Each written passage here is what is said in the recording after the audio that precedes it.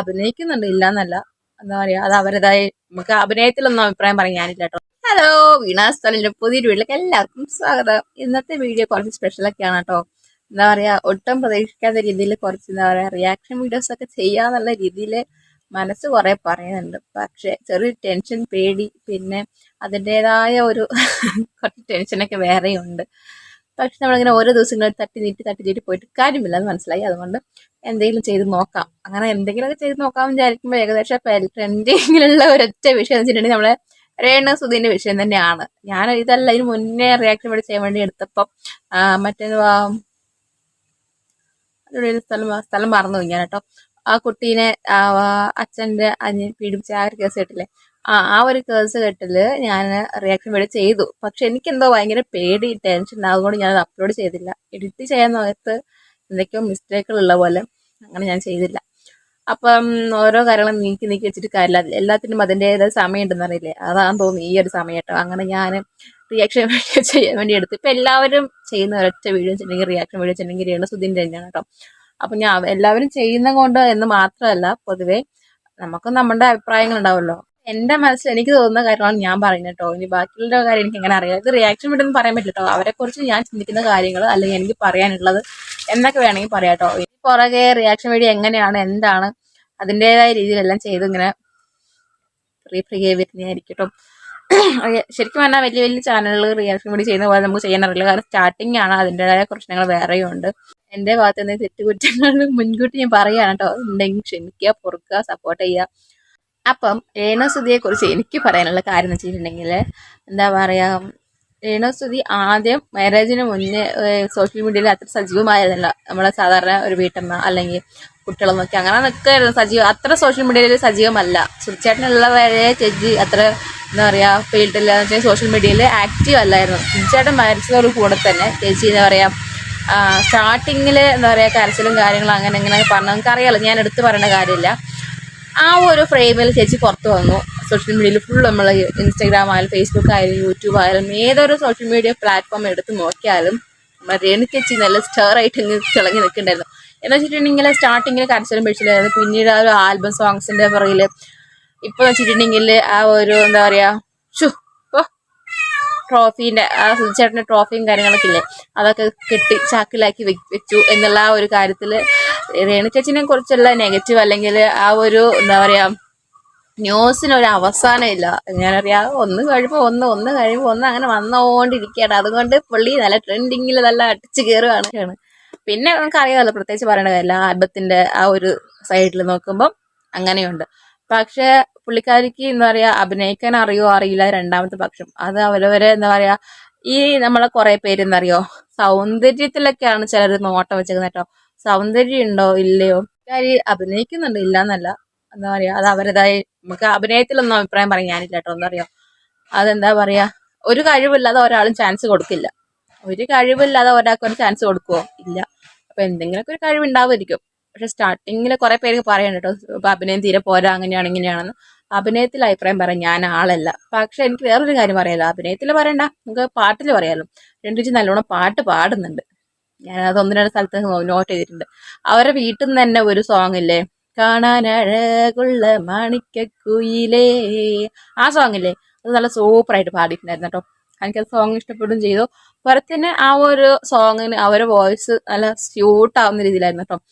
അപ്പം എന്താ പറയുക, അവരെ ഒരു ശരിക്കും പറയണമെങ്കിൽ അവർ ഇങ്ങനെ യൂട്യൂബായിട്ട് മുന്നോട്ട് പോവുക, അല്ലെങ്കിൽ സോങ്സ് അല്ലെങ്കിൽ റീൽസ് മക്കളെ നോക്കുക, അങ്ങനെയൊക്കെ ആണെങ്കിൽ കുറച്ചും കൂടെ എല്ലാവരും മനസ്സിലും രേണു സുധി വരുമ്പോൾ കുറച്ചും കൂടെ നല്ല രീതിക്ക് നിൽക്കും തോന്നുന്നു കേട്ടോ. ഇപ്പോഴും കുറേ പേര് സപ്പോർട്ട് ചെയ്യുന്ന ആൾക്കാരുണ്ട്. പക്ഷെ ആദ്യം ഉണ്ടായ ആ ഒരു സോഫ്റ്റ് കോർണർ അല്ലെങ്കിൽ ആ ഒരു അറ്റാച്ച്മെന്റ് ഇപ്പം ഇല്ല. കുറേ പേർക്കൊക്കെ മടുത്തു കണ്ട് അല്ലെങ്കിൽ അവരെ കുറച്ച് വിവാദങ്ങൾ കേട്ട് എല്ലാം കൊണ്ടും കുറേ പേര് മടുത്തു എന്ന് തന്നെ പറയാം കേട്ടോ.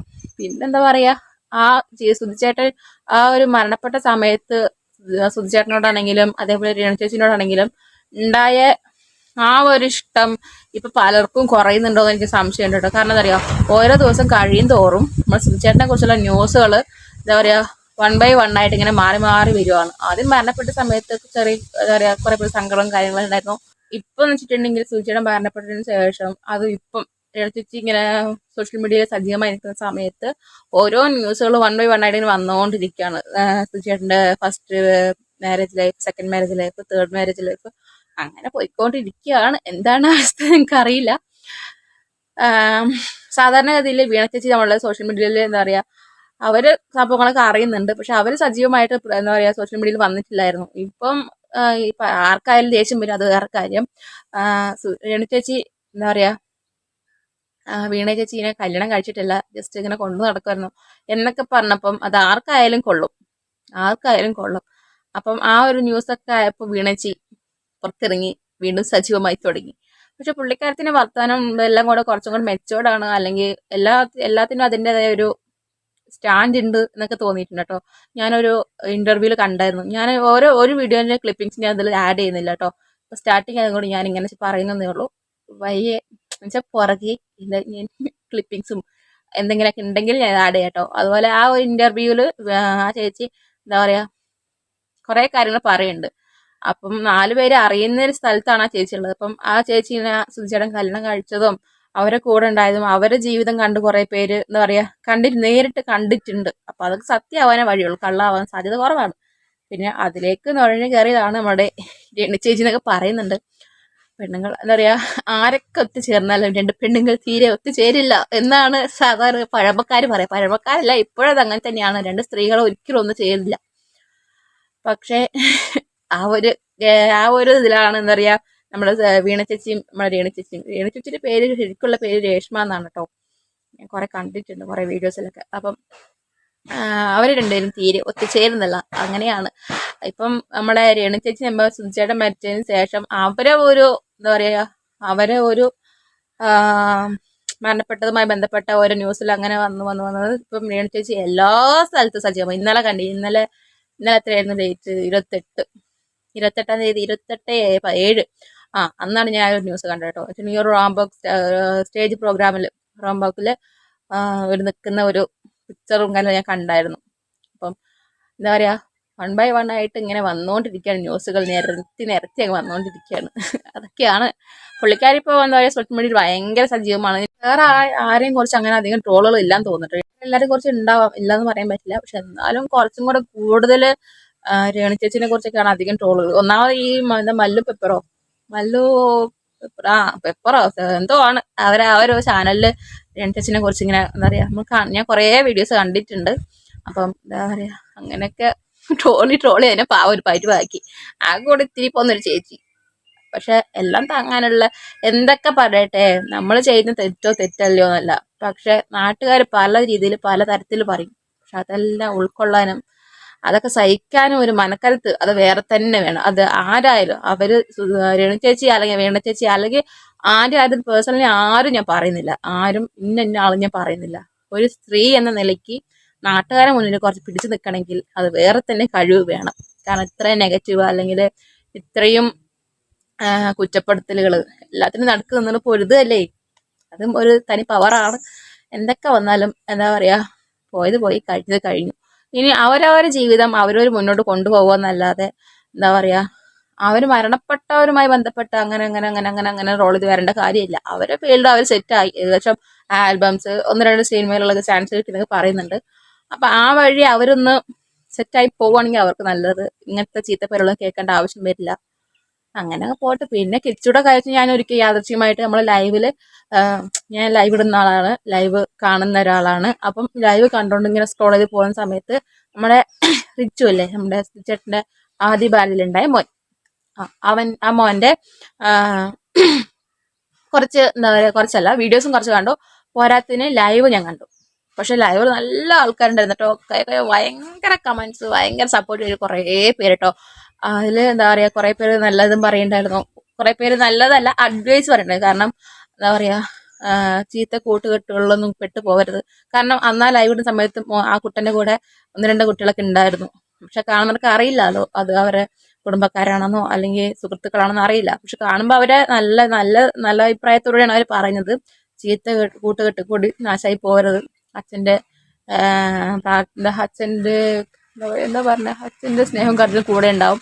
അങ്ങനെ കുറെ മെസ്സേജുകൾ പറഞ്ഞു, എല്ലാം വായിച്ചില്ല ഞാൻ. എന്നാലും ആ ലൈവിൽ ഉണ്ടായ സ്ഥിതിക്ക് ഞാൻ കുറച്ചുകൂടെ മെസ്സേജൊക്കെ വായിച്ചു. പക്ഷെ നല്ലപോലെ കുറെ ആൾക്കാരുണ്ടായിരുന്നു, നല്ല സപ്പോർട്ടീവായിട്ട് കുറെ പേരുണ്ടായിരുന്നു കേട്ടോ. പോരാത്തതിന് തന്നെ 1 million കേക്ക് കട്ടിങ് വീഡിയോസ് ഉണ്ടായിരുന്നു, അതും ഞാൻ കണ്ടായിരുന്നു. മോൻ അവിടെ എല്ലാ വകയിലും സെറ്റാണ് എന്നറിയോ. എല്ലാവരുമായിട്ടുള്ള സ്നേഹത്തിൽ ആ കേക്ക് കട്ട് ചെയ്ത് ഓരോരുത്തർക്ക് കൊടുക്കുന്ന കാണുമ്പോൾ തന്നെ ആ മോന് ഒരു കുറവുമില്ല. അവരുടെ ജീവിതം അവിടെ ഹാപ്പി ആയിട്ട് ജീവിക്കുന്നു കണ്ടപ്പോൾ എനിക്ക് മനസ്സിലായി. ആ ലൈവ് ഞാൻ ഫുള്ളും കണ്ടു. ആ ഒരു കട്ട് ചെയ്ത് പോകുന്നത് ഞാൻ കണ്ടായിരുന്നു. 1 million അടിച്ചതിന് സന്തോഷം പങ്കുവെച്ചപ്പോൾ ഞാനവിടെ ഉണ്ടായിരുന്നു. അങ്ങനെ നല്ല സൂപ്പറായിരുന്നു കേട്ടോ. നല്ലത് വരട്ടെ, നന്നായിരിക്കട്ടെ. എന്താ പറയാ, പെൺകുട്ടികളല്ലല്ലോ, ഏകദേശം പെൺകുട്ടികളാണ് എപ്പോഴും നമ്മൾ കൂടെ കൊണ്ട് നടക്കേണ്ടത്, കൂടെ കൊണ്ട് നല്ല എന്താ പറയുക കെയറിങ് ആയിട്ട് നടക്കേണ്ടത്. ആൺകുട്ടികള് തന്നെത്താനെ അങ്ങ് വളർന്നോളും. അവര് സ്വയം പ്രാപ്തരായി കഴിഞ്ഞാൽ നമുക്ക് നമ്മളെ കൂടെ നിന്ന് വളർത്തിയാൽ പോലും അവര് സ്വയം പ്രാപ്തരാകുമ്പോൾ അവര് നമ്മളെ വിട്ട് മാറി തന്നെ നിൽക്കുള്ളൂ. എന്തൊക്കെ നമ്മളെ കൂടെ ചേർത്ത് പിടിച്ചാലും അവരവരുടേതായ വഴിക്ക് അവർ നീങ്ങി പോവുകയും ചെയ്യും. പക്ഷെ എന്താ പറയാ, അതിനിടയ്ക്ക് നമ്മൾ ശ്രദ്ധിക്കേണ്ട കുറച്ച് കാര്യങ്ങൾ, അവരെ ചീത്ത കൂട്ടുകെട്ടോ അല്ലെങ്കിൽ എന്താ പറയാ അങ്ങനത്തെ കാര്യങ്ങൾ മാത്രം നമ്മൾ കുറച്ച് ശ്രദ്ധിച്ചാൽ മതി. പെൺകുട്ടികളാണ് ആ ഒരു മാരേജ് സമയം വരെ കൂടെ അച്ഛനമ്മമാരെ തന്നെ ചുറ്റി പിടിച്ചൊക്കെ നിൽക്കുന്നത്. പിന്നെ മക്കൾ അങ്ങനെയല്ല. അതുകൊണ്ട് ആ മോന്റെ ആ ഒരു ജീവിതം ആ മോൻ ജീവിച്ചോളും. കാരണം ഇപ്പൊ നല്ല രീതിക്ക് യൂട്യൂബ് പോകുന്നുണ്ട്. അതുപോലെ എല്ലാ കേസുകെട്ടിലും ആ കുട്ടീനെ വലിച്ചിടേണ്ട കാര്യമില്ല. കാരണം ആ കുട്ടി 4 പേരെ ഫേസ് ചെയ്യുന്ന കുട്ടിയാണ്. അപ്പം അവർക്ക് ഭയങ്കര ചളുപ്പൊക്കെ ആയിരിക്കും എല്ലാവരും മുന്നേ ഫേസ് ചെയ്യാനൊക്കെ. കാരണം ഒരു ഇഷ്യൂസ് വന്നാൽ തന്നെ അത് ഋതുവിലേക്ക് പോകും, ഋതുമോനിലേക്ക് പോകും, കിച്ചുവിലോട്ട് പോകും. അങ്ങനെ അതങ്ങനെ വ്യാപിച്ച് പോയിക്കൊണ്ടിരിക്കുകയാണ്. കാരണം അവർക്ക് ഈ ഒരു ടോപ്പിക്ക് അവസാനിച്ച് അവരുടെ ജീവിതം അവർ ജീവിച്ചോട്ടെ. ഒന്ന് കഴിയുമ്പോൾ ഒന്ന് അങ്ങനെ വന്ന് പൊങ്കാലക്കിട്ട് ഒന്നല്ലെങ്കിൽ മടുപ്പാവുന്നില്ല ആർക്കും. എനിക്ക് അറിഞ്ഞിട്ട് ചോദിക്കുക. അതുകൊണ്ട് അവരവരുടെ ജീവിതം ജീവിച്ചോട്ടെ. സോഷ്യൽ മീഡിയയിൽ ഇപ്പൊ എന്താ പറയാ, ചേച്ചീന്റെ എന്തെങ്കിലും ഇഷ്യൂസ് വന്നിട്ടുണ്ടെങ്കിൽ വേഗം എന്തെങ്കിലും ഒരു കാരണം, എന്തെങ്കിലും ഒരു ടോപ്പിക് ഉണ്ടാവും. എന്ത് നമ്മളെ കിച്ചുവിനെ കുറിച്ച് എന്തെങ്കിലുമൊക്കെ ഒന്ന് വരും. അപ്പൊ ഒന്ന് കഴിയുമ്പോൾ അങ്ങനെ വരുമ്പം എന്തെങ്കിലുമൊക്കെ എന്താ പറയാ അവർക്ക് മടുപ്പാവും. അതാണ് സത്യം. അതും പറഞ്ഞ ഇന്നലെ ഞാനൊരു ന്യൂസ് കണ്ടായിരുന്നു. എന്താ വെച്ചിട്ടുണ്ടെങ്കിൽ കിച്ചു എൻ്റെ മോനാണെന്നൊരു ഇന്ദു തിരുവല്ലാന്നോ എന്തോ ഒരു പേര്, എന്തോ തിരുവല്ലക്കാരിയാണ് ആകെ. അങ്ങനെ അപ്പം മറ്റു ചേച്ചിന്റെ പേരെന്താ, ഷഹീനിയോ അല്ല, പേര് മറന്നുപോയി. ആ ചേട്ടൻ്റെ ആദ്യ ഭാര്യയുടെ പേര് മറന്നുപോയി. അവര് പ്രസവിച്ചത് മാത്രമേ ഉള്ളൂ. പക്ഷെ നോക്കിയതും കൊണ്ടു നടന്നതും എല്ലാം കൊണ്ടും ഞാനാണ്. അപ്പൊ ആ രീതിക്ക് നോക്കുമ്പോൾ ഞാനാണ് അമ്മയായിട്ട് വരിക. അതുകൊണ്ട് കിച്ചുവിന്റെ അമ്മ മരിച്ചിട്ടില്ല, ജീവനോടെ തന്നെ ഉണ്ട് എന്നൊക്കെ പറഞ്ഞിട്ടൊരു ന്യൂസ്. അപ്പൊ അതാ പറഞ്ഞത്. അങ്ങനെ ഓരോന്നും ഓരോ ന്യൂസിനെ വഴി വെച്ച് കൊടുക്കാതെ അവരവരുടെ ജീവിതം നോക്കി അങ്ങനെ ജീവിക്കുക. അവരെ ഒരു കുറച്ച് സോഷ്യൽ മീഡിയയിൽ സജീവമായോ അവരവരുടേതായ ഒരു രീതിയിൽ അങ്ങ് പോയി അങ്ങനത്തെ അവസാനിച്ചോളും. എന്താ പറയാ, സിനിമയിൽ അഭിനയിക്കുവോ, സോഷ്യൽ മീഡിയയിൽ ആൽബം എടുക്കുവോ, എന്തെങ്കിലുമൊക്കെ ചെയ്തോട്ടെ. പക്ഷെ എല്ലാവർക്കും പറയാനുള്ളത് രണസുതി അങ്ങനെയാണ് ഇങ്ങനെയാണ്. അപ്പം മോങ്ങി നടന്നു, കരഞ്ഞ് കണ്ണീര് ഒലിപ്പിച്ച് വന്നു, കുറെ സിമ്പതി ക്രിയേറ്റ് ചെയ്ത് അങ്ങനെ കുറെ ആൾക്കാരെ സ്നേഹം പിടിച്ചെടുത്തു. എന്തൊക്കെയാ പറഞ്ഞത്, അങ്ങനെ കുറെ ന്യൂസ് കേട്ടുള്ളത്. പിന്നെ ഞാൻ ഒരിക്കലും ഇൻസ്റ്റഗ്രാം ഓപ്പൺ ആക്കിയപ്പോൾ അതിൽ കുറച്ച് കാര്യങ്ങൾ കണ്ടായിരുന്നു. എന്ന് വെച്ചിട്ടുണ്ടെങ്കിൽ സാറേ, ഞാൻ എൻ്റെ ഇത്ര പൈസ കൊടുത്ത് എൻ്റെ ഫോൺ റീചാർജ് ചെയ്ത് ഇങ്ങനെ ഇത് ഓപ്പൺ ആക്കിയിട്ടുണ്ടെങ്കിൽ ഈ സ്ത്രീയുടെ ഈ രണിച്ചേച്ചിയുടെ വീഡിയോസ് മാത്രമേ ഉള്ളൂ, എന്തൊക്കെയാ തൊട്ടും തലോടി ഇങ്ങനെ തൊട്ടും ഒന്നും പറഞ്ഞിട്ട് ഡാം തൂന്ന് തുള്ളുന്നുണ്ടായിരുന്നു പോലീസിലേക്ക് വിളിച്ചിട്ട്. അപ്പം കാണണ്ട, അങ്ങനെ ഓരോന്നും ഇങ്ങനെ മെനക്കെട്ട് ഇതും കാണേണ്ട കാര്യമില്ലല്ലോ. നമ്മൾ ഒരു വട്ടം ആ വീഡിയോ കാണുമ്പോഴാണ് പിന്നീട് നമ്മൾ സ്ക്രോൾ ചെയ്യുമ്പോൾ ആ വീഡിയോ തന്നെ അതേ അവരുമായിട്ട് സംബന്ധപ്പെട്ട കുറച്ച് വീഡിയോസ് നമ്മൾ പുറകെ വന്നുകൊണ്ടിരിക്കും. നമ്മൾ ഒരു കാര്യം ഒരു വട്ടം കാണുമ്പോഴാണ് പലവട്ടം നമ്മൾ ആ വീഡിയോസ് ഇങ്ങനെ കാണേണ്ടി വരിക. അപ്പോൾ ആദ്യം തന്നെ സ്കിപ്പ് ചെയ്ത് പോകണമെങ്കിൽ പിന്നീട് നമുക്കത് വരില്ല. അപ്പം അങ്ങനെ ശ്രദ്ധിക്കുക.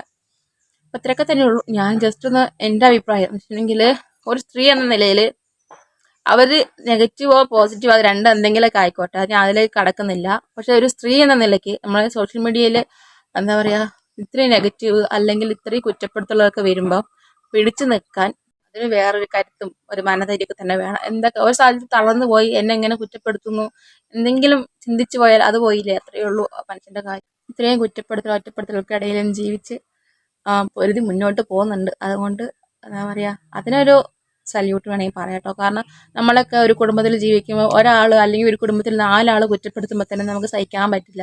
ആ ചേച്ചീനെ ഒരു സമൂഹം മുഴുവൻ കുറ്റപ്പെടുത്തുന്നുണ്ട്. കുറ്റപ്പെടുത്തുന്നവരുണ്ട്, കുറ്റപ്പെടുത്താൻ സപ്പോർട്ട് ചെയ്യുന്നവരുണ്ട് കേട്ടോ. പക്ഷെ എന്നാലും ഞാൻ പറയാണ്, അതുകൊണ്ട് ആരും കുറ്റപ്പെടുത്താതെ നിൽക്കുക, അവരവരുടെ ജീവിതം നോക്കി അവരവർ ജീവിക്കുക. കുടുംബവും സമൂഹത്തിൽ നടക്കുന്ന കാര്യങ്ങളൊക്കെ അന്വേഷിച്ച് അങ്ങനെ സ്മൂത്തായിട്ട് ജീവിക്കുക. ഒന്നിലും അധികം നുഴഞ്ഞു കയറി അതിക്രമം കാണിക്കാതിരിക്കുക, അത്ര തന്നെ.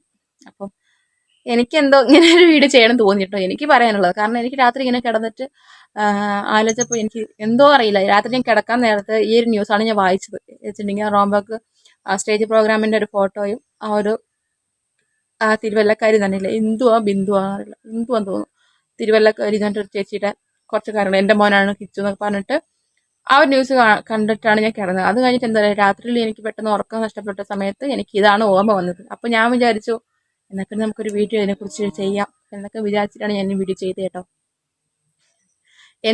എനിക്ക് എൻ്റെതായ ഒരു അഭിപ്രായം ഉണ്ടാവുമല്ലോ, അതാണ് ഞാനിവിടെ പറഞ്ഞത്. പക്ഷെ എനിക്ക് ഇപ്പോഴും പറഞ്ഞതിൽ എനിക്കൊരു ഫുൾഫിൽ ആയിട്ടില്ല. അല്ലെങ്കിൽ ഞാൻ ഉദ്ദേശിച്ച കാര്യങ്ങൾ അപ്പോഴും പറഞ്ഞിട്ടില്ല, അവിടെ ഇവിടെ ലേശായി പറഞ്ഞിട്ടുള്ളൂ. അപ്പം എന്തെങ്കിലും തെറ്റായിട്ട് പറഞ്ഞിട്ടുണ്ടെങ്കിൽ ക്ഷമിക്കുക, പൊറുക്കുക. എന്തെങ്കിലും ശരിയായിട്ട് പറഞ്ഞിട്ടുണ്ടെങ്കിൽ ഞാൻ അതിനോട് യോജിക്കുന്നു അല്ലെങ്കിൽ സപ്പോർട്ട് ചെയ്യുന്നു എന്നുള്ളവർ താഴെ കമൻറ്റ് ബോക്സിൽ കമൻറ്റ് ചെയ്യുക. അപ്പോൾ ഇതുപോലെ വീണ്ടും എന്തെങ്കിലും റിയാക്ഷൻ വീഡിയോസ് എന്നത് പറയാൻ പറ്റില്ല കേട്ടോ, എൻ്റെ അഭിപ്രായമാണത്. ഇതുപോലെ എന്തെങ്കിലും എന്താ പറയുക വീഡിയോസൊക്കെ വരുമ്പോൾ മുഴുവൻ കണ്ട് സപ്പോർട്ടായി ശ്രമിക്കുക.